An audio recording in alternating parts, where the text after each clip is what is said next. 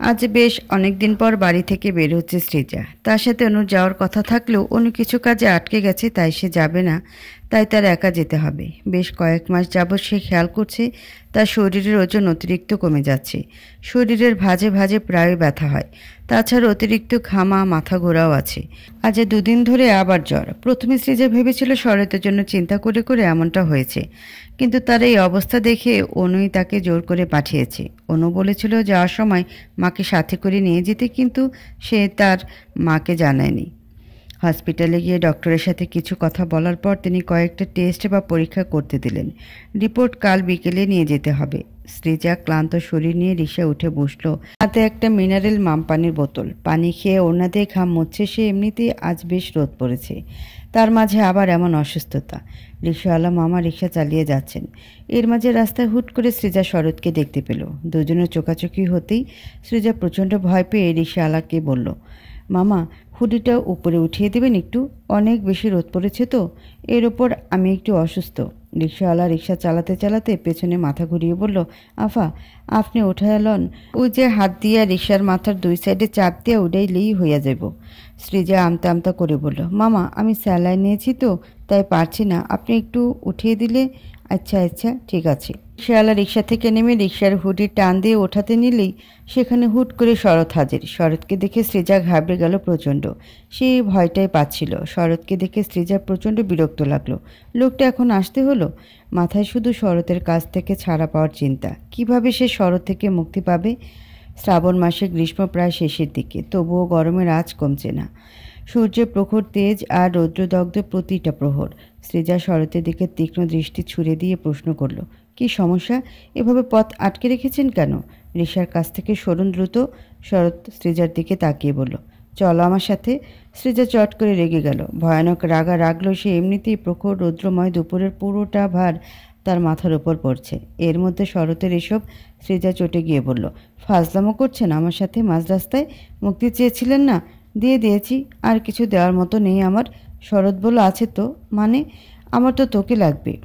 সৃজা রাগে হাত মুঠো করে নিল, তারপর চোখ বন্ধ করে রিকশাওয়ালাকে উদ্দেশ্য করে বলল, মামা, রিকশা টানুন। শরৎ হুট করেই রিকশায় উঠে বসলো। রিকশাওয়ালাকে বলল, মামা, রিকশা টানো, আমার বউর কথা অমান্য করলে জেল হবে কিন্তু। সৃজা চোখ পাকিয়ে দেখল শরতের দিকে। রিকশা থেকে নেমে সোজা হাঁটা লাগালো মাঝ রাস্তায়। শরৎও নেমে পড়ল। রিকশায় পড়ে থাকা পানির বোতল থেকে এক ঢোক পানি খেয়ে সৃজার পেছন পেছন দৌড়। ওদিকে রিকশাওয়ালা মামা হাঁক দিয়ে বলছেন, আরে মামা, আমার ভাড়াটা দিয়া যাও। শরৎ পেছন ফিরে সিটের দিকে ইশারা করে দেখিয়ে দিল ওখানেই টাকাটা রাখা। সৃজা চলে যাচ্ছে দেখে শরৎ দ্রুত পা চালাতে লাগলো। কোনো রকমের সৃজার সামনে গিয়ে সৃজাকে প্রশ্ন করে বসলো, তুই আমার থেকে পালিয়ে বেড়াচ্ছিস কেন? সৃজা প্রথমে কিছু বলতে না চাইলেও পরে শক্ত মুখে বলে উঠল, একবার বললে কথা বোঝেন না? কালো হয়ে গিয়েছেন? শরৎ নিজের শরীরে হাত দিয়ে চেক করতে করতে বলল, সত্যি কালো হয়ে গেছি। এই রোদে তোর পেছন পেছন ঘুরে ঘুরে আমার এই হাল হয়েছে। সৃজা বুঝতে পারল শরৎ ইচ্ছে করে কথা পেঁচাচ্ছে। কিছু না বলে আবার হাঁটতে লাগলো সে। শরৎ ওকে থামাতে গিয়েও ব্যর্থ হলো। চারু দুপুরের জন্য টুকটাক রান্না করছে। ফোনে কল আসতে রান্নাঘর থেকে বেরিয়ে পড়ে। ফোন হাতে নিয়ে দেখলো ইস্যুর ফোন। রিসিভ করার পর বলল, কী রে সৃজা ভাবির কী খবর, খোঁজ পেয়েছিস? কোথায় আছে এখন? চারু ওড়না দিয়ে ঘাম মুছে বলল, ভাবি ওনার মায়ের বাড়িতে আছে। ভাইয়ার সাথে টুকটাক রাগ হয়েছে, তাই ওই আর কি অভিমান করে চলে গিয়েছে। আবার অভিমান ভাঙলে আসবে। শরৎ ভাই যা চেষ্টা করছে, বেচারার জন্য মায়া হয় বড্ড। তা কি মনে করে ফোন করলি আজ? চারু সবটা কথা বলল না, লুকিয়ে নিল অনেকটা। ঈশার কথার সুর বদলে নরম গলায় বলল, আচ্ছা চারু, একটা কথা বলবি আমাকে? চারু অবুঝের মতো প্রশ্ন করলো, কি বলবো? ঈশা আমতা আমতা করে বলল, তুই কি নাদিম ভাইকে ভালোবাসিস না? চারু শান্ত মেজাজ যেন হঠাৎ গরম হয়ে গেল। জোর গলায় বলল, এসব ফালতু প্রশ্ন করার জন্য তুই আমাকে ফোন দিয়েছিস? তোকে আমি বারণ করেছি ঈশা, তুই তাও এসব প্রশ্ন করিস। আবার এ কথা তুললে তোকে সব জায়গা থেকে আমি ব্লক করব। ঈশা নরম গলায় বলল, আরে রাগিস কেন? আমি তো জাস্ট প্রশ্ন করলাম। আগে তো নাদিম ভাইয়ের কথা বললে খুশি হতি, আর এখন প্রশ্ন করলেই বোম। শোন ঈশা, আমার এখন আর এসব ভালো লাগে না। এসব আমি মনেও করতে চাই না। প্লিজ বাদ দে না এসব, আমি রিকোয়েস্ট করছি তোর কাছে। আচ্ছা, আজই শেষ। শোন না, নাদিম ভাইয়ের কথা শুনলে তুই এমন ফায়ার হয়ে যাস কেন? এখন কি আগের মতো ভালো লাগে না ভাইয়াকে, তাই না? বলেছিলাম ওসব বয়সের দোষ, আবেগ। চারু হুট করে হেসে ফেলল, ভাঙা গলায় বলল, কিছু আবেগ থেকেই ভালোবাসার তৈরি হয়। কিছু মানুষ সে আবেগ ধরে রেখে আপন করে বাঁচতে চায়, কিন্তু ভাগ্য আর নিয়তির কাছে আমরা অসহায়। একটা সময় পরাজয় মেনে নিয়ে সব ভোলার চেষ্টা করতে হয়। আমিও তাই করছি। ভাগ্যকে লেখা যায় না, মাঝে মাঝে হুট করে ভাগ্য পরিবর্তন হয়ে যায়। সেটা সবার ক্ষেত্রে হয় না। আমি সব মেনে নিতে চাইছি, সব ভুলে যেতে চাইছি। তাই এসব আর মনে করাস না আমায়, দয়া করে। সত্যটা মনে হলেই ভেতরটা জ্বলে পড়ে যায়। চারু আর কিছু বলতে পারল না, গলায় কথা আটকে আসছে, চোখ মুখ ইতিমধ্যে লাল। আর বলতে পারল না, এবার নির্ঘাত কেঁদেই দেবে। সে কাউকে এসব জানতে দিতে চায় না, নিজের দুর্বলতাও জানাতে চায় না কাউকে, কাউকে না। আচ্ছা মা, কেউ যখন কাউকে ভালোবাসে আর তাকে না পাওয়ার চান্স থাকে, তখন তার কি করা উচিত? নাইমা কাঁথা সেলাই করছেন, নকশি কাঁথা। ছেলে নাতিপুতির জন্য আগ থেকে যত শত ব্যবস্থা। নকশি কাঁথার ফুলগুলোর দিকটা সেলাই করতে করতে বললেন, যদি তাকে কেউ ভালোবাসে তার উচিত তাকে মূল্য দেয়া। কারণ যে ভালোবাসে সে তার সবটা দিয়ে তার ভালোবাসার মানুষকে ভালো রাখার চেষ্টা করে। আর যে তোমাকে ভালো রাখতে চায়, তোমার উচিত তাকে ভালোবাসার চেষ্টা করা। নাদিম আর কিছু বলল না, চুপচাপ স্থান ত্যাগ করলো। ছাদের এক কোণায় দাঁড়িয়ে আছে নাদিম আর চারু। চারু মূলত কাপড় রোদে দিতে এসেছে। সে ছাদে কাপড় দিতে দিতে ঘাড় ঘুরিয়ে দেখে নাদিম তার পেছনে দাঁড়িয়ে আছে। সে দ্রুত কাপড় ছড়িয়ে দিয়ে সিঁড়ি দিয়ে নামতে নিতেই হুট করে নাদিম চারুকে ডাক দেয়। সন্ধ্যা 7:30। হসপিটালের এক কোণায় বসে রিপোর্টগুলোর জন্য ওয়েট করছে সৃজা। প্রায় আধা ঘন্টা পর তার ডাক পড়ল। ডক্টর কিছুটা অবাক হয়েছিল পেশেন্টকে একা দেখে, তবুও সময় নষ্ট হবে দেখে তেমন কিছু বলেনি। রিপোর্টে সব কিছু বুঝিয়ে দিয়ে চলে গিয়েছেন। হসপিটালের সব কাজ ঝামেলা শেষ হবার পর সৃজা বাড়ির পথে রওনা দিল। সৃজা খেয়াল করেছিল সরোজ সেই আগের জায়গাটাতে দাঁড়িয়ে আছে, তাই নিজেকে আড়াল করে চুপিসারে সিএনজি ডেকে নিয়ে বাড়ির পথে এগোতে লাগলো। আজ আমি আমার বাড়িতে যাব। দিয়ের বাড়িতে আর কতদিন? বাড়ি ফেরার পরে মা আমাকে জিজ্ঞেস করতে লাগলো কেমন দিন কাল কাটলো আমার। আমি শুধু ছোট ছোট শব্দের উত্তর দিচ্ছিলাম মাকে। হাত মুখ ধুয়ে নিয়ে আমার ঘরটার খাটের উপর গিয়ে বসলাম। ঘরটার ঘ্রাণটা আমার চিরচেনা, কত পুরাতন, কত শত স্মৃতিতে ঘেরা। বিছানায় শুয়ে আরও চোখে বারান্দায় তাকালাম। আমার প্রিয় রক্তজবা ফুল গাছটাতে কতগুলো ফুটেছে ফুল, অথচ কানে ফুল গোজার এই আমিটাই শুধু আসবার সময় পাই না। ফুল ছেঁড়া নিয়ে যদিও বকে না আমায়, এসব ভেবেই একটা দীর্ঘশ্বাস ফেললাম। মা ঘরে এলো, হাতে 2 গ্লাস শরবত, ফ্রিজ থেকে কমকমে ঠান্ডা বরফের কিউব বের করে তার কুচি কুচি করে লেবুর শরবত করেছে। মা সব সময় এভাবেই করে। মা আমাদেরকে শরবত এগিয়ে দিয়ে নিজে শরবতের গ্লাসে চুমুক দিতে দিতে বললেন, ছাদে আমার লেবুর গাছে কতগুলো কাগজি লেবু হয়েছে বুঝলি, সেই গাছের তাজা লেবু আর বিট নুন দিয়ে শরবত করেছি তোর জন্য। একটা রিফ্রেশমেন্ট পাবি নে, খা, বলে মা কয়েক ঢোকে পুরো শরবতটা শেষ করে নিল। আমাকে না খেতে দেখে মা পিতলের চা চামচটা নিয়ে শরবতটা নেড়ে দিয়ে শরবতে ভরপুর কাচের গ্লাসটা আমার দিকে এগিয়ে দিয়ে বলল, নে, ঠান্ডা ঠান্ডা খেয়ে নে, পরে গরমের তাপে নর্মাল হয়ে গেলে খেতে স্বাধীন লাগবে তো। গাছের লেবু বুঝলি, ট্যাং ফ্যাঙে স্যাগারিন ছাড়া আর কি পাবি। নে ধর, এটা খা। আমি 2টো আম কেটে আনি, তোর বাবা বাজার থেকে 2 কেজি রূপালি আম কিনে এনেছে, গুড়ের মতো মিষ্টি। এটা দ্রুত শেষ কর, ততক্ষণে আমি আমগুলো কেটে আনি বড়। আমি শুধু মাথা নাড়লাম। আমার সম্মতি পেয়ে মা রান্নাঘরে চলে গেল। মায়ের এই কেয়ারগুলো আমার খুব ভালো লাগে। অনেক বেশি আবেগী হয়ে যায় মাঝে মাঝে। আজ অনেক বেশি আবেগী হয়ে গেছি, যদিও কারণটা আমার জানা। তাই তো চোখের কোণে জল জমে এলো। শরবতের গ্লাসটা নিয়ে দেখলাম শরবতের উপর লেবুর খোসা আর কুচো করা বরফগুলো ভাসছে। খাওয়ার ইচ্ছে নেই, তবুও মায়ের মন রাখতে একটানে খেয়ে নিলাম সবটা। শরবত শেষ হতেই হাতের কনুই দিয়ে ঠোঁটের উপরের অংশটা মুছতে নিলেই মা জোর গলা ধমকে সুরে বলল, মারবো এক চড়। রাস্তার নোংরা ধুলোবালি জামা সেটে আছে, আর সে নোংরা সমেত তুই মুখ মুছছিস। টিস্যু বক্স থেকে একটা টিস্যু দ্রুত গতিতে টান দিয়ে বের করে নিয়ে আমার দিকে এগিয়ে দিল। বলল, এই নে, এটা দিয়ে মুখ মুছ, আর আমগুলো খা। হাত নোংরা করবি না, একদম কাঁটা চামচ দিয়ে খাবি। আমি হাসলাম মায়ের শাসনগুলো দেখে। ভালোই লাগছে, তবে মাঝে মাঝে হুট করে রাগ উঠে যায় মায়ের কিছু কর্মকাণ্ড দেখে। তবুও পরে মায়ের কাছেই ফিরে আসে। কিউব করে কেটে রাখা আম খেতে খেতে বললাম, বাবা কই? বাড়িতে তো দেখছি না। গ্লাস ধুতে ধুতে মা রান্নাঘর থেকে উত্তর দিল, তুই আসবি শুনে বাজারে গেল মাছ টাছ কিনতে, কিছু বাজারও করবে বলেছে। বাড়িতে যা আছে তাই রান্না করতে, শুধু শুধুই কষ্ট। বাবার তো আবার প্রেশারের সমস্যা। বাড়িতে আর আছে কি? ওই শসা, পটল, ঝিঙ্গে, টমেটো এসব সবজি খেয়ে আমাদের মতো দিন পার করতে পারবি না? জিহ্বার ছাল উঠে যাবে। মানে মাছ মাংস ছেড়ে নিরামিষ ভোজি হলে নাকি? মা হুট করেই চটল, ভীষণ রাগী গলায় গড়গড় করতে করতে বলল, তোর বাপের ভুঁড়ি কেমন বড় হয়েছে দেখেছিস? ওজন কত বেড়েছে সে খবর জানিস? ডাক্তারের কাছে চেক আপ করাতে গিয়ে তো সেই ধমক খেয়ে এলো, তাও এসব ছাইপাশ গেলা ছাড়ে না। আমিষ তো গেলই, সাথে মশলাপাতিও গেল। রোগ বাড়ছে দিন দিন। ডাক্তার খাবারের রুটিন করে দিয়েছে সবজি আর সবজি। প্রায় 2 মাস ধরে সবজি খাচ্ছি শুধু তোর ওই বাপের জন্য। সেদ্ধ সবজি মানুষ খায়? কেন তেল মশলা নাই? নিজেকে দিন দিন তোর বাপের মতো ছাগল মনে হয়, খালি ঘাসের মতো সবজি গিলি। প্রথমে আমার জন্য আলাদা রাখতাম, কিন্তু তোর বাপ তো চুরির খাতায়ও নাম লিখিয়ে সে উপায়ও গোল্লায় গেল তোর বাপের জন্য। সব মরা আমার কপালে এসে জোটে। আমি হাসি আটকাতে পারলাম না, হু হু করে হেসে উঠলাম। মা রাগে ফুঁসছে, রীতিমতো সাপের মতো ফুসুর ফাঁসুর আওয়াজ ছাড়ছে। দুপুরে রান্না হলো লাউ পাতায় চিংড়ি পাতুরি, শিলপাটায় বাটা শুকনো লঙ্কা, ছোট ছোট দেশি আলু দিয়ে আলু মাখা, আর টমেটো দিয়ে পাবদা মাছের ঝোল, শুকনো বড়ি দিয়ে টক মসুর ডাল। বাবা জম্পেশ খেলো, আর মায়ের বকুনিতে আছে খাবার পাতেই বাবাকে শাসিয়ে বলছিল, এই এই এভাবে খাচ্ছ কেন? ধীরে খাও, একদম আলু মাখা নেবে না, ওটা বেশ ঝাল আছে, সৃজার জন্য করেছি, ধরবে না ওটা। বাবা কি আর মানে, ভুলিয়ে ভালিয়ে ঠিক খেয়ে নিয়েছি। এক ফাঁকে ফোনটা বের করে নিয়ে চার্জে দিয়েছিলাম। ফোনের ওয়াইফাই অন থাকায় হুট করে মেসেঞ্জার থেকে কল এলো। দ্রুত পায়ে এগিয়ে গেলাম। বাবা বারণ করলেন না দেখে ফোন নিয়ে বারান্দায় চলে গেলাম।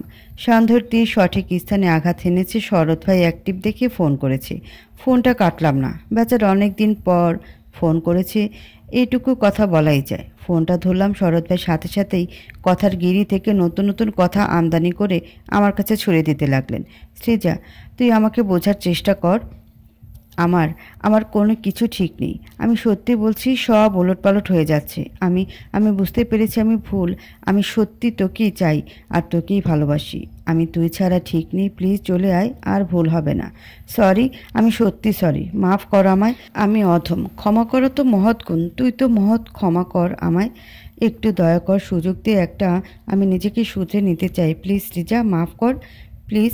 আমি আমি আর নিতে পারছি না। বিচ্ছেদের ভয় আমাকে কুরে কুরে খাচ্ছে। যে যাই বলুক আমি মেনে নেব, কিন্তু তুই তুই কিছু করলে আমি মানতে পারছি না। বুকের মধ্যখানে আঘাত লাগছে, আগুনে দগ্ধ হচ্ছে এ জায়গা। নিভিয়ে দে আগুন। মায়া কর, আমায় ক্ষমা কর। শরৎ ভাই আর কিছু বলতে পারছেন না। কষ্টরা কান্নারা বোধ হয় গলার সুর জড়িয়ে পেঁচিয়ে ধরেছে। শিকলবন্দি হয়ে এবার বোধহয় কাছে নুনি নিঃশব্দে। আমি অদ্ভুতভাবে তা অনুভব করতে পারছি। আমার ইচ্ছে হলো কিছুটা বলার, তাই বলতে লাগলাম, জানেন শরৎ, মাঝে মাঝে আমাদের অনেক কথা বলতে ইচ্ছে করে, বলতে পারি না। আবার না বলার ধরনে ছাই হয়ে যায় পুরে। আমার ক্ষেত্রে বোধহয় এটাই হচ্ছে। আমি আপনাকে মাফ করলাম, কিন্তু নিয়তি আমাকে কখনোই মাফ করেনি একটা অদ্ভুত কারণে। দোষ ছাড়াই কি দোষ করলাম, কি পাপ করলাম তা আমার অজানা। হয়তোবা পুরো বিশ্ব ব্রহ্মাণ্ডেরই তা অজানা। বিধাতা হয়তোবা জানে আমি নির্দোষ, তবু আমি শাস্তি পাচ্ছি অকারণেই। ভালোবাসলে শাস্তিও পেতে হয় শরৎ ভাই। তাই বলে সে যাই হোক, আমি কি বলবো ভাবতে পারছি না। বলার শব্দ হারিয়ে গেছে, বাক্যগুলো মুছে গেছে। আমায় ক্ষমা করবে। আমি ক্ষমা করার কেউ না। বিধাতা তোমায় ক্ষমা করুক, আমায় ক্ষমা করুক। দুজনকে একসাথে না করলে দুজনকেই না করুক। যদি আমাকে করে, তোমায় না করে, তবে চরম বিচ্ছেদ হবে শরৎ। সব ছাড়খাড় হবে। ধোঁয়াশাগুলো হারিয়ে সব সত্যি খুঁজে পাবে, কিন্তু আমায় পাবে না। অদৃশ্য হব আমি, দৃশ্যমান হবে বাকি সব। বলে টুপ করে ফোন কল কেটে দিল সৃজা। শরৎ কিছুই বুঝতে পারল না, শুধু বুঝলো সে কিছু প্রশ্নে আটকা পড়েছে। সব গোলক ধাঁধার মতো হয়ে যাচ্ছে, ধোঁয়ায় ঢেকে যাচ্ছে, ভালোবাসা হারিয়ে যাচ্ছে, সব এলোমেলো থেকে লণ্ডভণ্ড হয়ে যাচ্ছে, সব শেষ হয়ে যাচ্ছে। কিচ্ছু ভালো লাগছে না, কিচ্ছু না। ডাকলেন কেন? চারুর এমন প্রশ্ন করাটা স্বাভাবিক। নাদিম বলল, কেন আবার? কথা বলার জন্য। চারুর কপালে এবার কিছুটা বিরক্তির রেখা দেখা গেল। পিছু ফিরে নাদিমকে বলল, আমার সাথে আবার আপনার কিসের কথা? নাদিম এগিয়ে এলো, ধীর কণ্ঠে বলল, আরে চড়ুই পাখি রাখছো কেন? চড়ুই পাখি ছটর ফটর করলে সেটা মানা যায়, কিন্তু রাগটা মোটেও শোভনীয় নয়।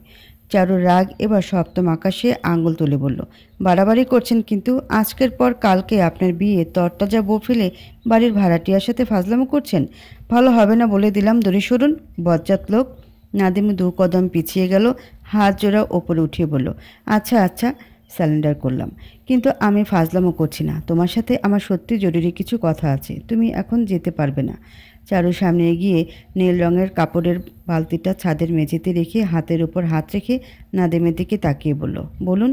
নাদিম হাত নামিয়ে নিল, বলল, আমাকে চেনো কতদিন ধরে?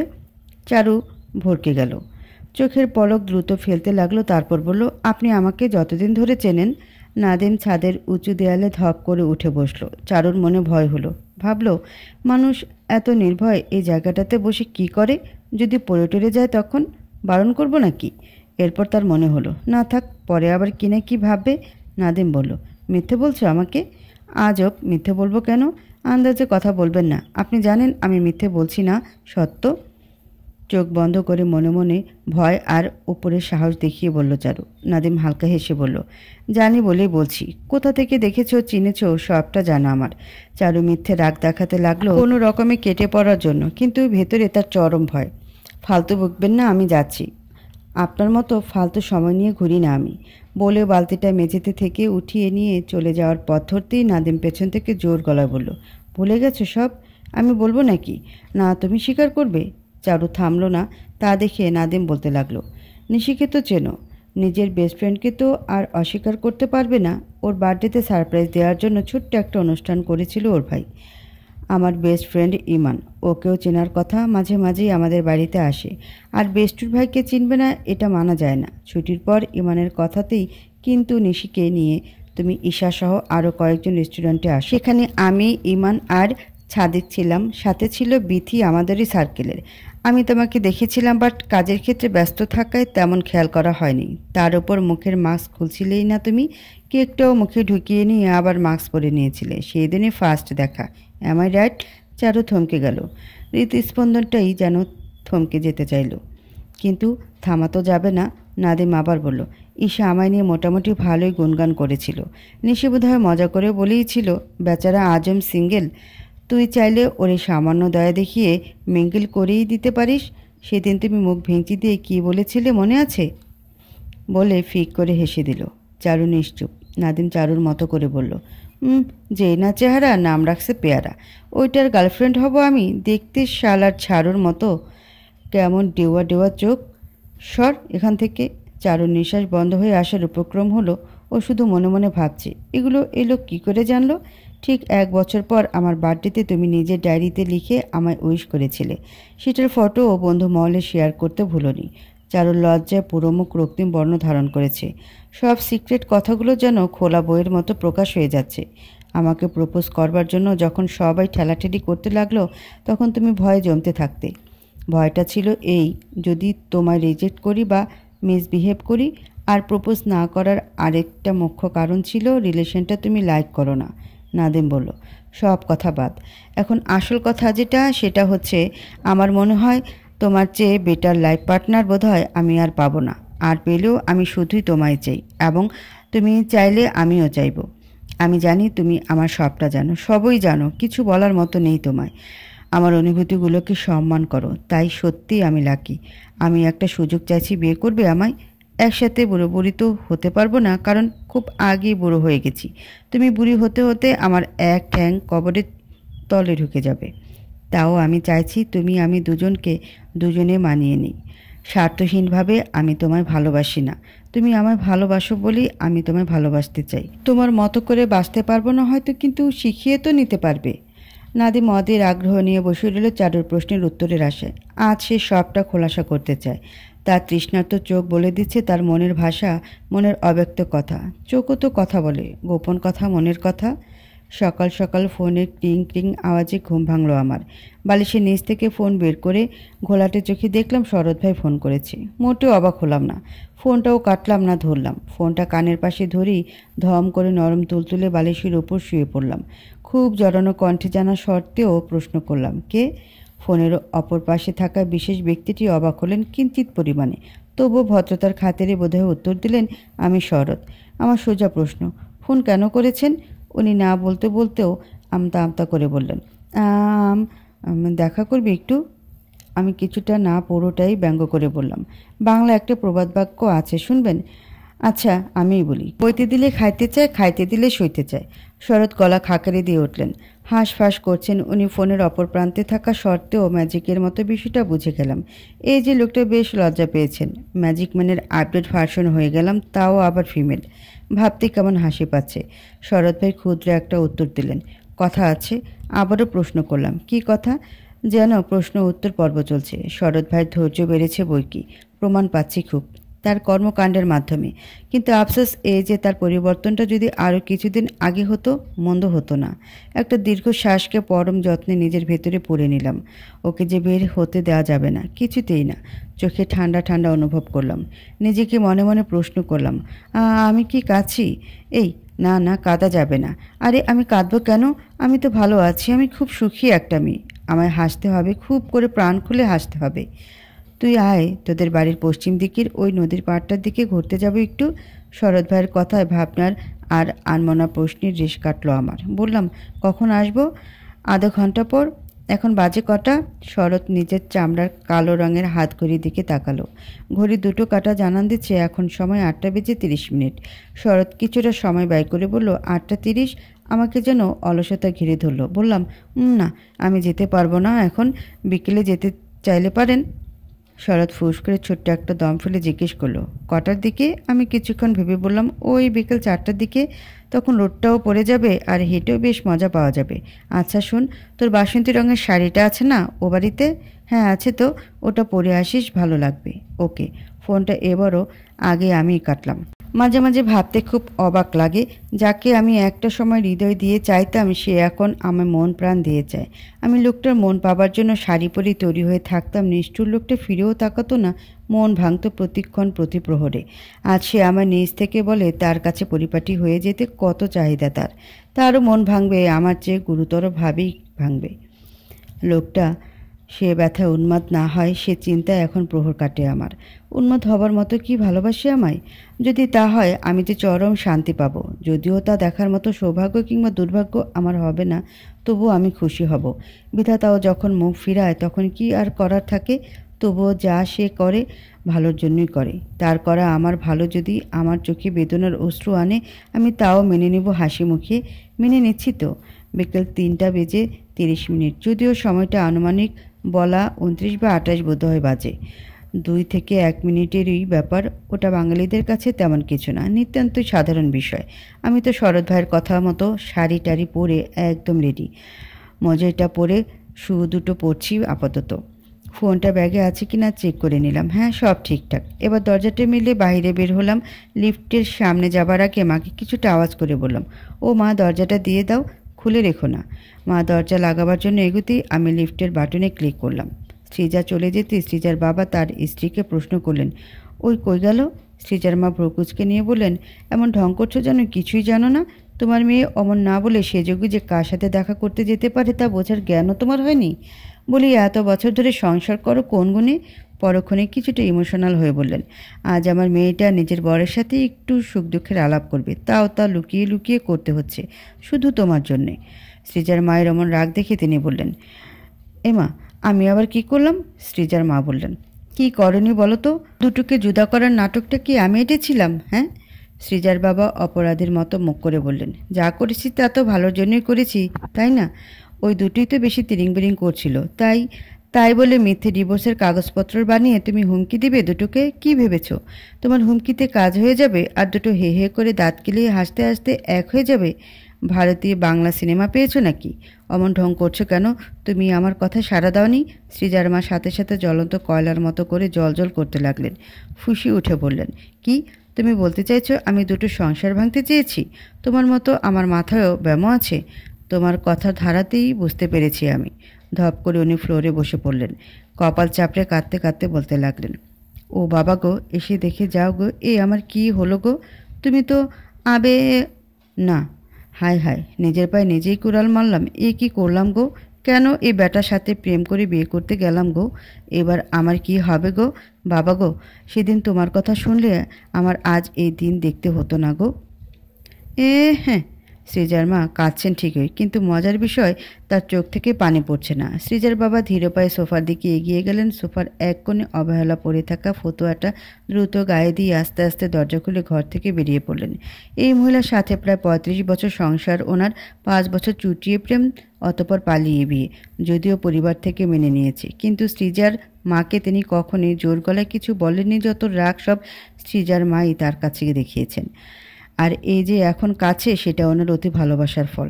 একে ন্যাকা কান্না বললে তিনি ঘর ভাসিয়ে কাঁদতে লাগেন। তাই সৃজার বাবা এমন পরিস্থিতি হলেই সর্বদা এভাবে ঘর থেকে টুপ করে বেরিয়ে পড়েন। তার মধ্যে তার স্ত্রীকে সান্ত্বনা দিতে গিয়ে ওনার জালে ফেসে ছটফটানোর চেয়ে বেশ হয় পাড়ার মোড়ে সেলিম ভাইয়ের টঙের দোকানে বসে বসে লেবু চা খাওয়া আর মহল্লার বন্ধুদের সাথে কিছুক্ষণ আড্ডা দেওয়া। আকাশটা আজও মেঘলা, যদিও দুপুরটা রোদেলা ছিল। সৃজা রিক্সার হুডিটা ওপরে তুলে রেখেছে। ঝিরিঝিরি বৃষ্টি পড়ছে, ঠান্ডা একটা আবহাওয়া। শত মন খারাপেও ওর মন ভালো করে তুলেছে। কিছু দূর এগিয়ে রিক্সাওয়ালা মামাটি বলল, আফা আয়সা পড়ছি। সৃজা রিক্সা থেকে নামলো সাবধানে। কখন শাড়ির ভাঁজ এলোমেলো হয়ে যায়। রিক্সাওয়ালাকে বলল, মামা ভাড়া কত হয়েছে? ৬০ টাকা। সৃজা ব্যাগ থেকে ভাঙতি বের করে লোকটিকে তার পাওনা টাকা দিয়ে সামনে থেকে হাঁটা দিল। বালিগুলো কেমন ভেজা ভেজা হয়ে গেছে। এর ওপর সে শাড়ি পরেছে, বিষয়টা খুব ভেজালের। চারপাশে দেখল সৃজা, মন মুগ্ধকর। চারিপাশে কাশবন, অজস্র কাশফুল ফুটে আছে। নদীর কিনারাগুলো তো কাশফুলে ছড়াছড়ি, বাতাসে দোল খেয়ে যাচ্ছে তারা। পেছন দিকটা আবার কিছু কচু গাছ রয়েছে, যে স্থানটা সৃজা মাত্র পার করে এসেছে। কচু পাতার উপর শিশিরের মতো বৃষ্টির কণা বেড়ে আছে। তাদের সৌন্দর্য এতটাই যে কেউ বলতে বাধ্য হবে তারা জীবন্ত। সৃজা কিছুটা দূরে শরৎকে দাঁড়িয়ে থাকতে দেখল। নদীর কিনারে একটা লম্বা নৌকা বাঁধা, নৌকাটা পালতোলা। সাথে বসে আছেন একজন মাঝি। সিগারেট জাত কিছু একটা সেবন করছেন তিনি। সেদিক থেকে সৃজা নজর এড়িয়ে শরতের কাছে এগিয়ে গেল। শরৎ সবুজ রঙের একটা পাঞ্জাবি পরেছে, তাকে দেখতে খুব স্নিগ্ধ লাগছে। সৃজার নজর নামিয়ে নিল। শরৎ তাকে বলল, তোমায় দেখতে ভালো লাগছে। তুমি করে ডাকায় সৃজা কিঞ্চিত পরিমাণে অবাক হলেও তার মাঝে অস্বস্তিটা বেশ কাজ করছিল। কিছু সময় পর সে বলল, সান্ত্বনা দেবার জন্য ধন্যবাদ। এবার কোন দিকে এগোবো পথটা বলে দিলে ভালো হতো। শরৎ সৃজার দিক থেকে নজর এড়িয়ে সামনের পথে হাঁটতে লাগলো। সৃজাও তাকে অনুসরণ করে পেছন পেছন গেল। নৌকাটার উপর শরৎ আগে গিয়ে উঠল, তারপর হাত বাড়িয়ে দিয়ে সৃজাকে উঠালো। সৃজা প্রশ্ন করল, এই নৌকা পেলেন কোথায়? তুই খুশি হয়েছিস? সৃজা বলল, ভালো লাগছে। শরৎ একটা ফ্যাকাশে হাসি দিল। তারপর নৌকার এক প্রান্তে গিয়ে বসলো। নৌকা চালানো শুরু করেছেন মাঝি। আজ আকাশের রং কেমন বিচিত্র। কোনো স্থানে নীল তো কোনো স্থানে স্বর্ণের মতো আবরণ ধারণ করেছে। সাথে যোগ হয়েছে মেঘলা আকাশ। আর সূর্য ডোবার অন্তিম পর্ব এ যেন স্বর্গাকাশ। কি চমৎকার এর সৌন্দর্য! সব মিলেমিশে এক অনন্য রূপ ধারণ করেছে। সৃজা এই বিষয়টা বেশ উপভোগ করছে। নৌকাটা এগিয়ে চলতে লাগলো আপন গতিতে। সৃজা হাঁটুজোড়া ২ হাত দিয়ে বেঁধে রেখে বসেছে। সে মুখ ফিরে শরতের দিকে তাকালো। বলল, কেমন লাগছে আপনার? বড্ড মন কাড়া পরিবেশ, খুব ভালো লাগছে। সৃজা কথার প্রেক্ষাপট বদলে ফেলল এক মুহূর্তে। বলল, আচ্ছা আপনার দের কথা মনে পড়ে? শরৎ নড়ল না একটু। আগের মতোই বিচিত্র আকাশের দিকে তাকিয়ে বলল, না। মিথ্যে বলছেন? তোর যা মনে হয়। সৃজা নৌকার এক কোণায় গিয়ে বসলো। নৌকা নড়চড় করতে শরৎ সতর্ক গলায় বলল, সাবধানে, ধীরে ধীরে যা, পড়ে যাবে নয়তো। সৃজা কোণায় বসে নীল স্বচ্ছ পানিতে পা ডুবিয়ে দিল। কিছু দূর যাবার পর সে দেখতে পেল চোখ ধাঁধানোর মতো এক অনন্য রকম সৌন্দর্যময় দৃশ্য। সারি সারি পদ্ম আর পদ্ম পাতা দেখা যাচ্ছে স্থানটাতে। মাঝি কোন দিকটা দিয়ে নৌকো ঘুরিয়েছে তা বোঝার জন্যে সৃজা তার পায়েল পরা পাটা প্রথমে পদ্ম পাতায় এগিয়ে দিল, তারপর খালি পাটা পদ্ম পাতায় রাখলো। পাশ থেকে ছিঁড়ে নিল দুটো পদ্ম ফুল। পা দুটো দেখতে বেশ লাগছে। পদ্মগুলিকে নৌকার এক পাশে তুলে রাখলো সৃজা। পানি থেকে পা তুলে নিল। শরৎকে বলল, কাকে বেশি ভালোবাসেন, দিকে না আমাকে? পুরুষ মানুষের চাহনি বড্ড অন্যরকম। তারা যদি তার চাহনির ভাষা বোঝাতে না চায়, তবে সে ভাষা বোঝার ক্ষমতা বোধহয় কারোরই নেই। শরতের ক্ষেত্রেও এই কাজটার প্রতিফলন ঘটেছে বোধহয়।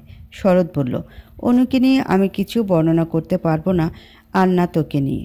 বাস্তব জীবনটা অন্যরকম, বুঝলি? এই জীবনে কখনো তুই সিনেমার লাভ স্টোরি বা হ্যাপি স্টোরিগুলোর মতো সর্বজয়ী হতে পারবি না। সব দিক থেকে জয় অর্জন করতে পারবি না। আমি একটা সাধারণ মানুষ, কোনো সিনেমার সুপার পাওয়ার পাওয়া বা অতিরিক্ত ভালো ভাগ্য অর্জিত হিরো বা নায়ক নই। আমি একটা সাধারণ মানুষ, এটাই আমার মূল পরিচয়। আমার কথাগুলো এলোমেলো, আমি একদম পরিপাটি না। তাই আমি আমার মনের কথাগুলোকে না প্রকাশ করতে পারি না। আর সবচেয়ে বড় রিজন কি জানিস? ছেলে বা পুরুষ মানুষেরা অনুভূতি লুকোতে বড্ড পছন্দ করে। তারা আবেগ প্রকাশ করলে বেশ সংখ্যক মানুষ তাদের স্ট্রং পার্সোনালিটির মানুষ ভাবে না। আর ভালোবাসার কথা সেটা হুট করে মানুষের মাঝে আসে। মানুষ তো তার নিজ থেকে আয়ত্ত করতে পারে না। অনু আমার ভালোবাসা কিনা জানি না, তবে হ্যাঁ, ও আমার লাইফের প্রথম অনুভূতি। ওকে আমি কখনো ভুলতে পারবো না, যতই ও আমার কাছ থেকে মুখ ফিরিয়ে নিক বা প্রতারণা করুক। আর তুই তো বর্তমান অতীতকে ছাড়া এখন চলতে পারছি, তবে বর্তমানকে ছাড়া চলাটা যে কতটা কঠিন তা ভালো উপলব্ধি করতে পারছি।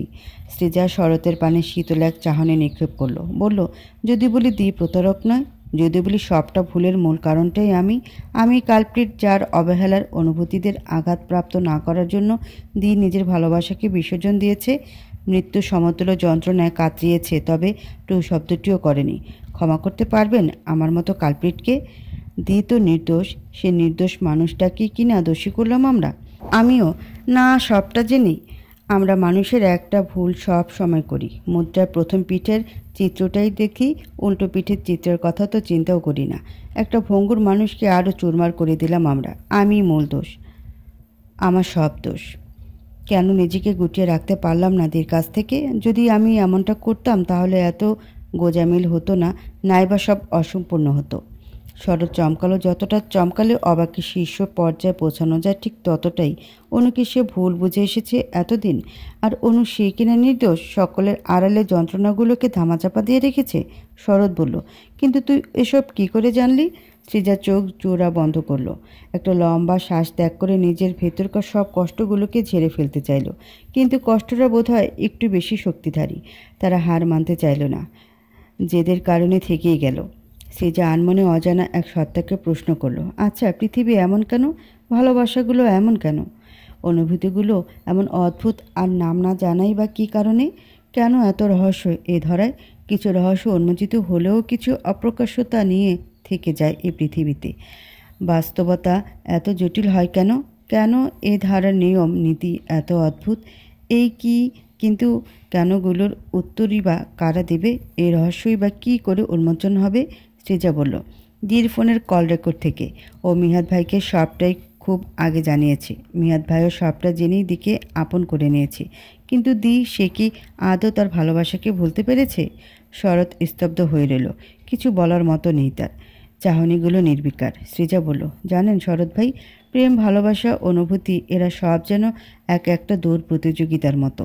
যারা দৌড়ে শেষ প্রান্তের নাগাল পেতে পারে তারাই সফল, আর যারা পারে না, ধৈর্য কুলোয় না, প্রতারিত হয় বা নিয়তি খারাপ থাকে, তারা খুব বাজেভাবে হেরে যায়।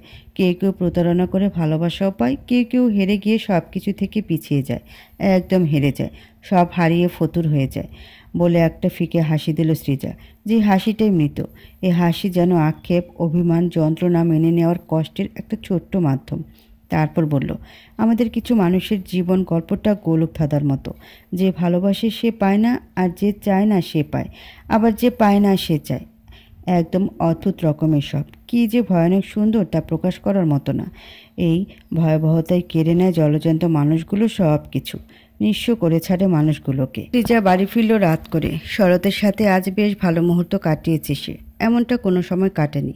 তাই তো কৃতজ্ঞতা স্বরূপ আসার সময় ধন্যবাদ জানিয়ে এসেছিল। শরৎ বিপরীতে এমনটা বলেছিল। আবার কবে দেখা হবে? সৃজা হেসে বলেছিল, ধরে নিন এটাই শেষ দেখা। শরৎ বিচলিত হয়ে পড়েছিল, কিন্তু কিছু বলতে পারেনি।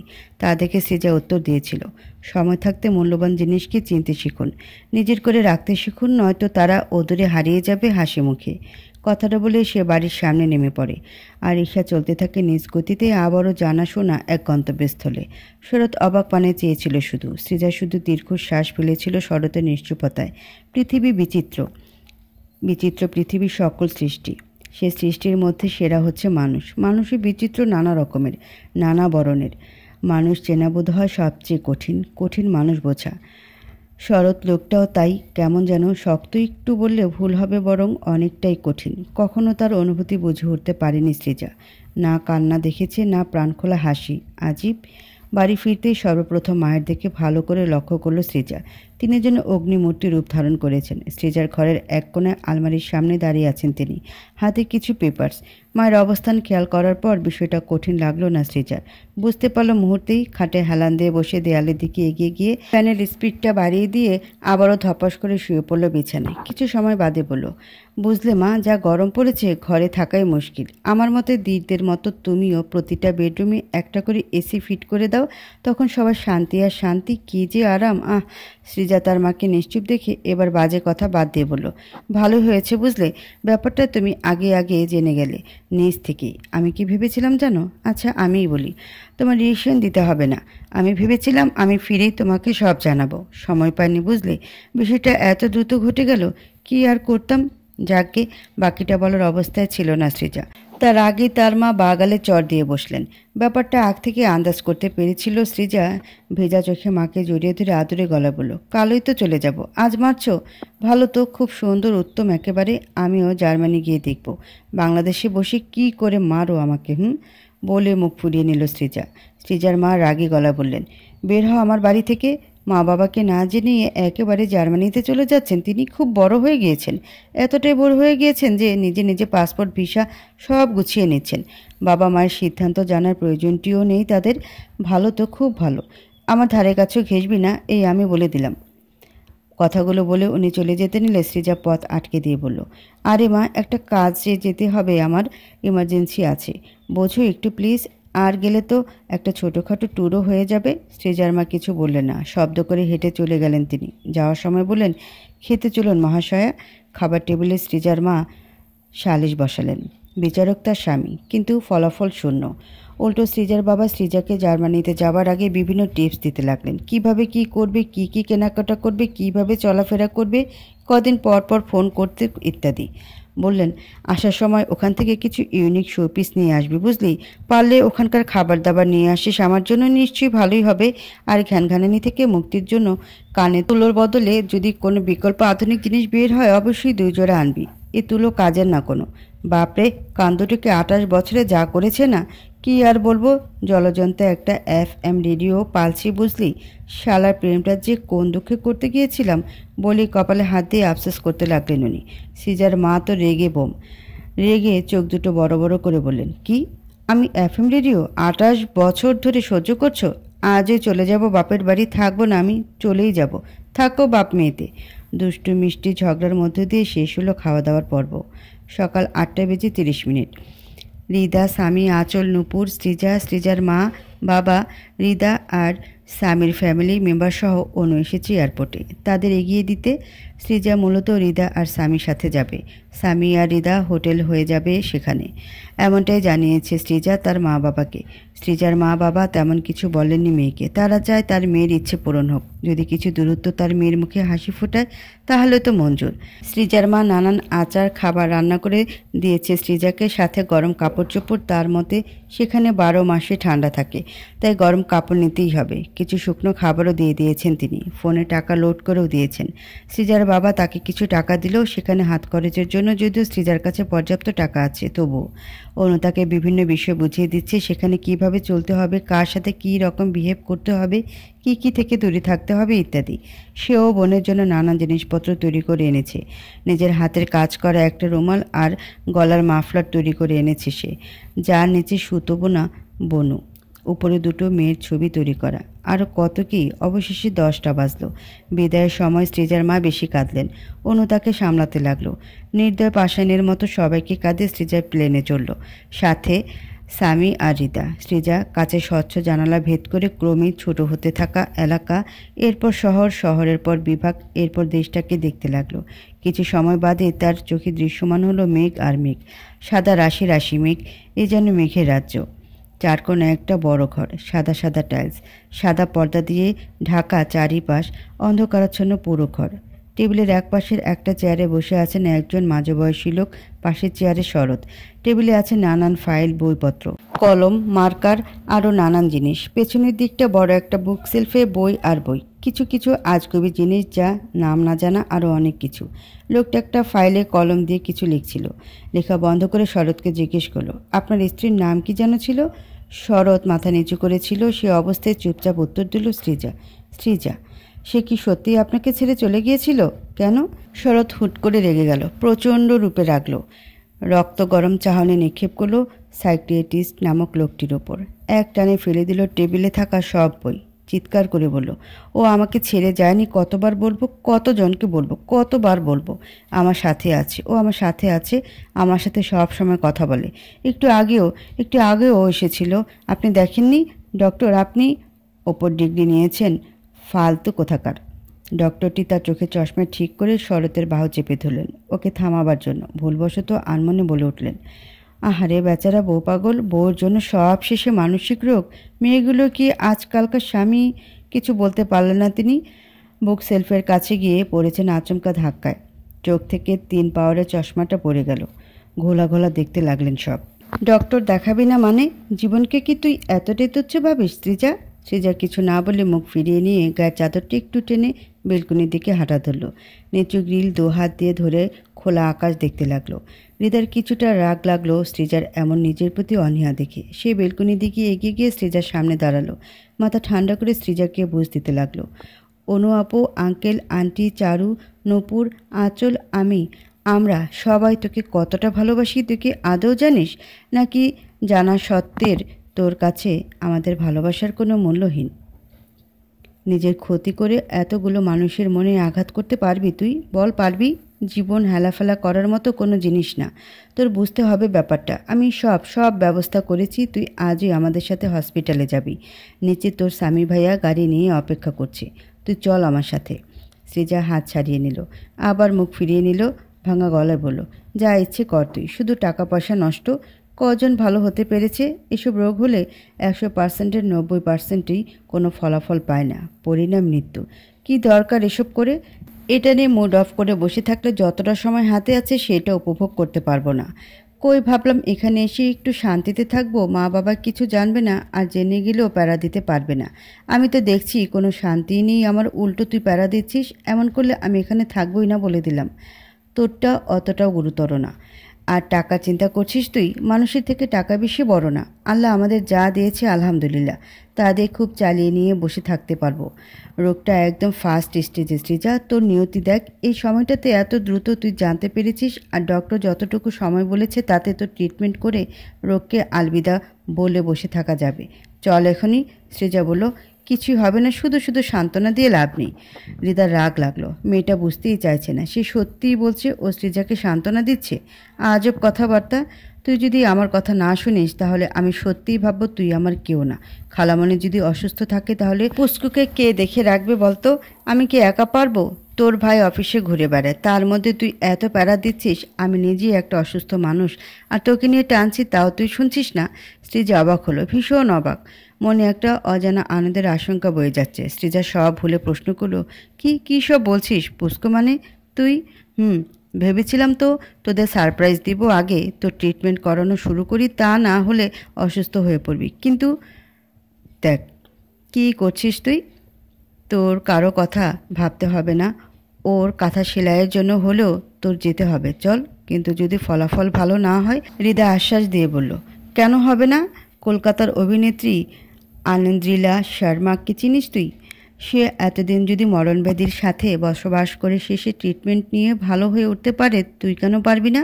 ভয়কে ভয় পেলে ভয়রা আবারও ভয় দেখায়, আর ভয়কে ভয় না পেলে তারা সাফল্য হয়ে আসে। বুঝলি পাগল? শ্রীজা ভেজা চোখে বলল, সত্যি? হৃদা গলার মাঝখানটায় ডান হাতের 2 আঙ্গুল দিয়ে আলতো করে ধরে আলোভোলা কণ্ঠে বাচ্চা সুলভ চাহনি নিক্ষেপ করে বলল, 3 সত্যি পাক্কা। শ্রীজা আবেগ আপ্লুত হয়ে জড়িয়ে ধরল হৃদাকে। তার মনে এখনও কোনো ভয় নেই, একটা জোরালো শক্ত বিশ্বাস জন্মেছে। ঐন্দ্রিলা যদি পারে, সে কেন পারবে না? অঞ্জয় দত্ত যদি পারে, সে কেন পারবে না? অবশ্যই পারবে।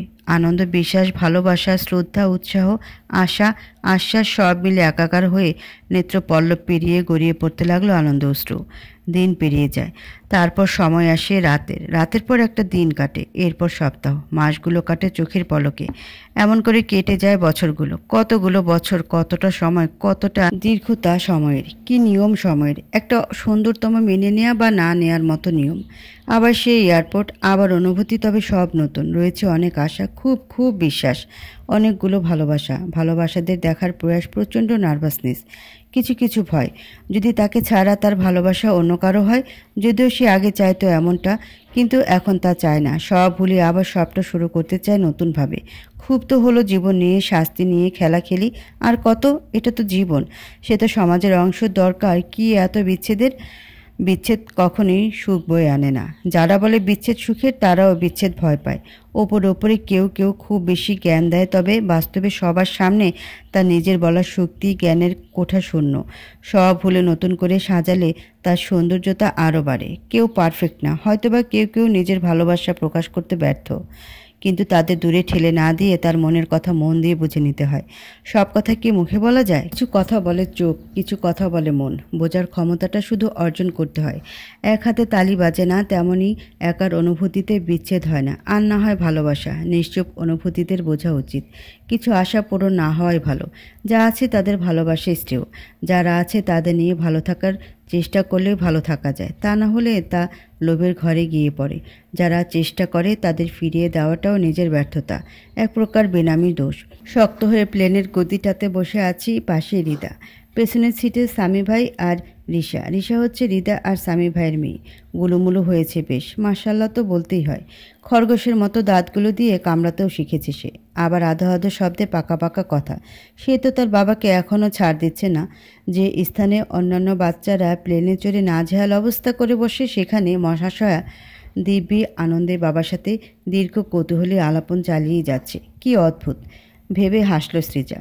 বিমান ল্যান্ড করলো, নামলো মাতৃভূমির বুকে। জন্মস্থানের প্রতি আলাদা আবেগ, ভালোবাসা, দেশের প্রতি, নিজের কাছের মানুষের প্রতি ভালোবাসার আবেগে চোখের কোণে জল জমে এলো সৃজার। ভালো লাগার জল, ভালোবাসার জল। এয়ারপোর্টে পৌঁছে বাবা মা সহ বাকিদের খুঁজতে খুঁজতে বেশ সময় পেরিয়ে গেল। কষ্ট হলো কিছুটা, রিশা ঘুমিয়ে পড়েছে মায়ের কোলে। তার এখানকার আবহাওয়া মানিয়ে নিতে কষ্ট হচ্ছে বেশ। মিনিট দুয়েক পর পরে কাঁদছে, আবারও ঘুমোচ্ছে। সৃজাদের খুঁজে পেল অনু। সৃজা বলে প্রায় লাগাতার 12 মিনিট ডাকার পর সে ফিরে তাকিয়েছে। অনুকে দেখা মাত্রই জড়িয়ে ধরল সৃজা। সবচেয়ে বোঝে তাকে এই মানুষটাই বোধ হয়, না হলে বোনের জন্য নিজের এত কঠিন অনুভূতিকে কি করে বিসর্জন দেয়। দের ভালোবাসায় কেউ ভালো রাখতে হবে তার, দের বিশ্বাসকে যে ভাঙা যাবে না, যত্নে রাখতে হবে। এসব ভেবে এয়ারপোর্টের চারপাশ ঘুরে দেখল সৃজা। শরৎকে দেখল না, সবাই এসেছে, প্রায় সবাই। শরতের বাবাও এসেছে, আসেনি শরৎ আর মামনি। কেন এলো না? তারা কি তার উপর রেগে আছে? মায়ের সাথে দেখা হওয়া মাত্রই মা কান মলিয়ে ধরল। মেজাজটা খারাপ লাগছিল, কিন্তু পরে ভাবল মায়ের শাসনেও তো ভালোবাসা লুকিয়ে আছে। সৃজার মা বললেন, বদমাস মেয়ে, পাকামো করে রোগ নিয়ে জার্মানি যাওয়া হয়েছে না? মায়ের কোল খালি করার খুব শখ তার। ভালো হয়েছে সাথে রিদা ছিল, ওর থেকে কিছু শেখ। ওর মাঝে শাসন শাসন একটা ভাব আছে। কি ভালো একটা মেয়ে। আর আমার ঘরে দেখো, দুটো বাদর হয়েছে। বাপই তো বন মানুষ, তার ঘরে যে বাদর হয়েছে এটাই অনেক। উফ মা ছাড়ো, সবাই দেখছে তো। আহারে, সবাই দেখছে বলে তার সম্মান কমে যাচ্ছে? ওরে সম্মানীয় মহিষী নারীটারে। আর কত কথা। মায়ের কথা সূত্র ধরে বাবার দিকে নজর দিল সৃজা। বিস্ময়কর একটা চাহনি নিক্ষেপ করলো। তার বাবা কি করে? সে বলেই ফেলল, বাবা তুমি কি করে এত রোগা হয়ে গেলে?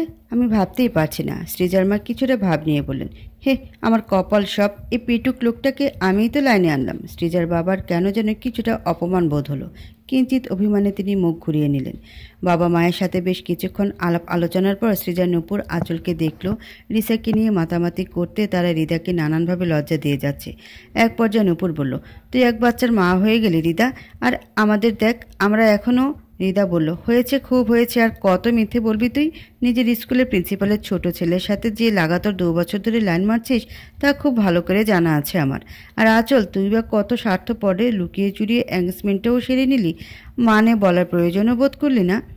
কি সুন্দর কথা বলিস না। আর তোরা যে আমাদের কত আপন তা খুব জেনেছি, বুঝেছি।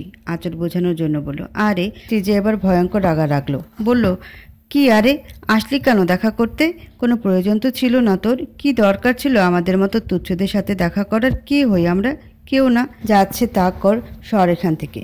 সৃজা সরে যেতে নিলে আঁচল জড়িয়ে ধরে বলল, আরে বেবি রাগিস কেন? তুই জাস্ট একবার বল, ওই সামাদের বাচ্চারে নিয়ে আরও 10 বার এঙ্গেজমেন্ট করমু। নূপুর মুখ বাঁকিয়ে বলল, সামাদের বাচ্চা? তোর হবু জামাইয়ের নামই না সামাদ? সামাদের বাচ্চা তো তোরও। আঁচল দুহাত একত্রিত করে বলল, মাফ কর বোন, দোহাই লাগে। সৃজা হাসি চাপিয়ে বলল, আলগা পাম দিস না তো, হয়েছে। কসম দোষ 3 সত্যি। মান অভিমান হাসি ঠাট্টা করে কথা বলতে লাগলো তারা। গাড়িতে উঠবার কিছু মুহূর্ত আগে চারু দেখল একটা মেয়ে স্থূলকায়, স্বাস্থ্য ভালো, পেটটা কিছুটা না অনেকটা উঁচু হয়ে আছে। পেটের এক কোণে হাত দিয়ে হেঁটে আসছে তার দিকে। পাশে একটা ছেলে শরতের থেকে বয়সে 2-3 বছরের ছোটই হবে।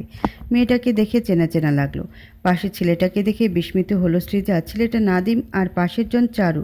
চারুকে 2 হাত ধরে হেঁটে আসছে নাদিম সৃজার দিকে। চারু প্রেগনেন্ট, তাই তো দেখছে সে। সৃজা শুনেছিল চারু নাদিমের বিয়ের কথা। আরও 3 বছর আগে তার চলে যাবার প্রায় 1 বছর পরে ওদের বিয়ে হয়। ভালো লাগলো সৃজা চারুকে সুখী দেখে। চারুর মুখে একটা উজ্জ্বলতা দেখা যায়। সেই ছোট্ট মেয়েটা আজ নিজ গর্ভে একটাল নব্য প্রাণকে লালন পালন করছে, কি অদ্ভুত। সৃজা দেখে চারু কাঁদতে কাঁদতে এগিয়ে এলো। চারুকে সৃজায় জড়িয়ে ধরল।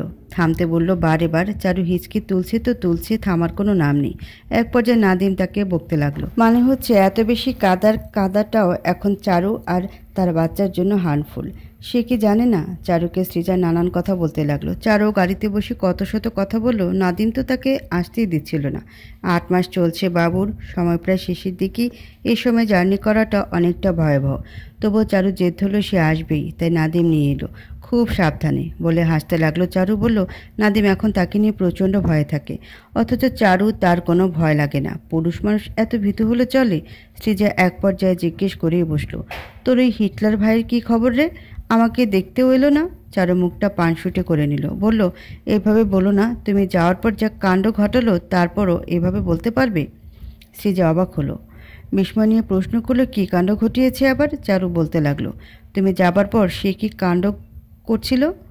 পাগলামি শুরু করেছিল, রীতিমতো ভাঙচুর, অফিস না যাওয়া, ঠিক করে না খাওয়া, হুটহাট রেগে যাওয়া, 3-4 ঘন্টারও বেশি শাওয়ার নিয়ে জ্বর বাঁধাতো। কিছুদিন পর পরেই আবার কি উল্টোপাল্টা প্রলাপ বকত, তাও তোমাকে নিয়ে। এক ঘরে হয়ে গিয়েছিল, কখনো বেরোতেই চাইতো না, প্রায়শই বলতো সব দোষ নাকি তার। যখন তোমার রোগের কথা জানলো তখন তো ভুলভাল পিল খেয়ে হসপিটালে ভর্তি হলো। আমি পর্যন্ত বোঝাতে লাগলাম সে এসব কি করছে, টিনেজারদের মতো কাণ্ডকলাপ। সে আমার ওপর ভীষণ রাগলো। তারপর নাদিম ভাইকে ভুলিয়ে ভালিয়ে সাইকিয়াট্রিস্টের কাছে নিয়ে যেত। প্রথম জনের মাথা ফাটালো, দ্বিতীয় জনকে তো বুক সেলফের সাথে ধাক্কা দিয়ে গাড়ে গর্দ নেড়ি যা তা অবস্থা। তারপরও এখন আছে কোনো রকমে, ভালোই আছে আপাতত। তবে 6-7 মাস পরপরই সমস্যা দেখা দেয়। ডক্টরকে জিজ্ঞেস করার পর তিনি বললেন এটা সারতে কিছুটা সময় লাগবে, তবে সেরে যাবে। যা চায় তা দেয়াই ভালো, আবদার পূরণ করা উচিত সেই সময়, যদি তা ক্ষতিকর না হয়। চারু হঠাৎ সৃজার হাত চেপে ধরে বলতে লাগলো, ভাবি, আমার মনে হয় তুমি যদি ভাইয়ার সাথে দেখা করো, তার সাথে আগের মতো থাকো, ভাইয়ার যা প্রবলেম আছে আপাতত 99%ই সেরে যাবে। প্লিজ চলো ভাবি, আর পাষাণ হয়েও না। আর কত, অনেক তো হলো, এবার সব অবসান হোক। চারু বিছানায় বসে আছে, পানির পিপাসা পেয়েছে তার। পানিটা টেবিলের কাছ থেকে এগিয়ে নিয়ে নিল সে। তখনই শরৎ এলো, ভালো মন্দ জিজ্ঞেস করলো, বলল সাবধানে থাকতে। আরও কত কি, আবার চলে গেল। শরৎ কেন এসেছে তা চারু জানে। সৃজা তাকে জোর করে বসিয়ে রেখেছে। শরতের ঘরে বসে আছে চারু, ইচ্ছে করে করছে এসব। সৃজা কারণটা শরৎকে জানালো। আজ সকালে এসেছে সৃজা। এ বাড়িতে চারু যতটুকু খেয়াল করেছে, সৃজা ইচ্ছে করে শরৎকে জ্বালাচ্ছে। শরৎ তার সাথে দেখা করতে চাইলেও করছে না। চারুকে আজ শাড়ি পরিয়ে দিয়েছে সৃজা, চোখে মুখে হালকা মেকআপ। সৃজাও পরেছে নীলপাড়ের সাদা শাড়ি, অনলাইন থেকে কিনেছে সৃজা এত সাজগোজ ছবি তোলার জন্য, চারুর প্রেগনেন্সির সময়টাকে স্মরণীয় করে রাখার জন্য। হঠাৎ চারু খেয়াল করলো তার ঘরে কেউ এসেছে। হ্যাঁ, একজন পুরুষ মানুষ। মানুষটা তার চেনা, নাদিম। কিন্তু ওর আবার কি কাজ? নাদিম আসতে চারু প্রশ্ন করলো, কি সমস্যা তোমার, এখানে এলে যে? কিছু লাগবে? নাদিম 2 হাত ধরে চারুকে উঠালো, তারপর বলল, সমস্যা আমার না, সমস্যা তোমার। বড় ভাইয়ের ঘরে এসে তার বউকে জ্বালাচ্ছ, কি সাহস তোমার? আমাকে ঘুমোতে দিচ্ছ না, এত সাজগোজ করেছে কেন? এমনি 12টা বাজাচ্ছ তুমি আর তোমার ছেলে মিলে। আমাকে রোজা রাখিয়ে সামনে লোভনীয় সব খাবার আইটেম রাখা হচ্ছে, কি করে পারো তুমি? ছি, আজকে তো তোমার হচ্ছে এই বলে নাদিম চারুকে জোর করে ঘরে নিয়ে গিয়ে ধাম করে দরজা লাগিয়ে দিল। শরৎ দরজা লাগানোর আওয়াজ পেতে ঘরে ঢুকে পড়ল। ছিটকিনি লাগিয়ে বেলকনির দিকে এগিয়ে গেল। দেখল সৃজা বেলি ফুল গাছ থেকে ফুল ছিঁড়ে বেনিতে গাছে। শরৎ চুপি চুপি পায়ে এগিয়ে গিয়ে সৃজাকে জড়িয়ে ধরল। আচমকা কোনো পুরুষালী শক্ত বন্ধনে আবদ্ধ হবার পরই সৃজা ভয়াবহভাবে চমকে উঠল। গায়ে কাঁটা দিয়ে উঠল, শরীর কিছুটা কেঁপে উঠল। ফিরে দেখল চেনাশোনা একটা মানুষ। সৃজা ভয়ানক রাগলো। সে কি ভীষণ রাগ! শরতের বুকে বা হাত মুষ্টিবদ্ধ করে আলতো করে আঘাত করে বলল, ভয় পেয়েছি না? সাহস কত! একটা মেয়ের ঘরে এভাবে না বলে কয়ে ঢুকে গেলেন। ছি, নির্লজ্জ পুরুষ মানুষ! শরৎ সৃজাকে আরো শক্ত করে জড়িয়ে ধরে বলল, প্রেমিক পুরুষেরা তার স্ত্রীর কাছে নির্লজ্জই হয়। কেন, অন্য নারীর কাছে হব নাকি? সৃজা বলল, আমি তা কখন বললাম? এখনই এমন করছেন। যা ব্যামো বাঁধিয়েছেন, মাস 6 পরপর যদি আমায় ভুলে যান তখন না জানি কেমন করবেন। শরৎ সৃজাকে গ্রিলের সাথে আলতো করে চেপে ধরল। সৃজা গ্রিলে হাত চেপে আকাশের সৌন্দর্য দেখতে লাগলো। আর শরৎ তার প্রিয়তমা সৌন্দর্য। শরৎ বলল, মানুষ দোষকে ভুলে দোষের কারণ কেনা। তুই আমার সেই দোষের কারণ তোকে তো মৃত্যুর আগ পর্যন্তও মনে থাকবে। তাই? একদম তাই। একটা জিনিস খেয়াল করেছিস কি? নাদিম আমার 2-3 বছরের ছোট, মিহাদও ছোট, স্বামী সময় বয়সী, সবগুলো বাচ্চার মুখ দেখে ফেলছে, আর আমি নিরামিষের মতো বিবাহিত সন্ন্যাসী হয়ে দিন কাটাচ্ছি। কি বিচ্ছিরি একটা অবস্থা! সৃজা ভীষণ লজ্জা পেল, কিন্তু গাল দুটো লাল হলো না। বলল, তো আমি কি করব? শরৎ স্বাভাবিক কণ্ঠে বলল, কি করবি আবার? যা করার তোকেই করতে হবে, সব তোর জানা। এই বছরেরই ইনা মিনা টিনা চিঙ্কু মিঙ্কু টিঙ্কুর মুখ দেখে আব্বা ডাক শুনতে চাই। অবশ্যই আমি তাদের সত্যিকারের বাপ হব, দায়িত্ব তোর। সৃজা বলল, বললেই হলো। বিড়বিড় করে বলল, নির্লজ্জ লোক। শরৎ কিছু বলল না, চুপটি করে কার্য হাসিল করতে লাগলো, নিশ্চুপ সম্মতি পেয়ে। কথা বাড়িয়ে কী লাভ? সে কি সন্ন্যাসী থাকবে নাকি? প্রখর ঠান্ডা বাতাস এসে গায়ে লাগতে লাগলো সৃজা আর শরতের। চাঁদও বুঝি লজ্জা পেয়ে মেঘের বুকে মুখ লুকালো। উপরতলায় বক্সে কে যেন গান বাজাচ্ছে। তোমায় ছোঁয়ার ইচ্ছে আমায় ভীষণ পীড়া দিচ্ছে।